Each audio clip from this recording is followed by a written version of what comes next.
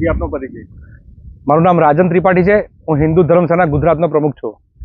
રાજેન્દ્ર, બાંગ્લાદેશમાં જે રીતે હિન્દુઓ પર અત્યાચાર થઈ રહ્યા છે, તો આ મામલે આપની શું પ્રતિક્રિયા?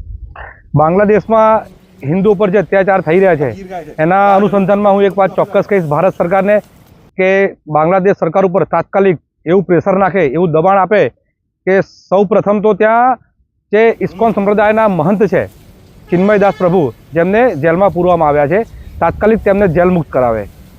ત્યારબાદ જે હિન્દુઓ પર અત્યાચાર થઈ રહ્યો છે, ત્યાંના કટ્ટરપંથી જિહાદીઓ છે, એમના દ્વારા જે હિન્દુઓ પર અત્યાચાર થઈ રહ્યો છે, મા બેન દીકરીઓ પર બળાત્કારની ઘટનાઓ સામે આવી રહી છે, તાત્કાલિક એને રોકવા માટે કંઈક પગલાં લે ભારત સરકાર।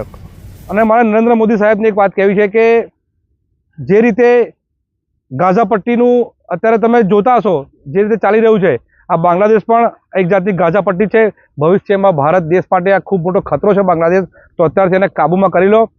અને આ દેશમાં રહેલા સનાતની હિન્દુઓને મારો એક સંદેશ છે કે તમે પણ જાગો, નાતી જાતિના વાડામાંથી બહાર આવો અને હિન્દુ સંગઠિત થઈને આ લોકોને જવાબ આપીએ।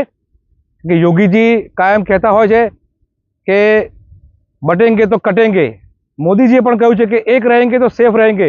આપણે નારાને અમલમાં લાવવું પડશે, જરૂરી છે। તો બસ મારે હિન્દુઓને એક વિનંતી કે એક થઈએ, અને ભારત સરકારને પણ વિનંતી કે બાંગ્લાદેશના હિન્દુઓને સુરક્ષિત કરે। અને આ દેશના મઠ મંદિરોના પૂજ્ય સાધુ સંતો મહંતોને મારી એક વિનંતી છે કે પોતાના મંદિરોમાંથી બહાર આવો। મારે સંન્યાસીઓ, અખાડા, નાગાઓ દરેકને મારું એક આહવાન છે કે આપ બહાર આવો, આદેશ કરો।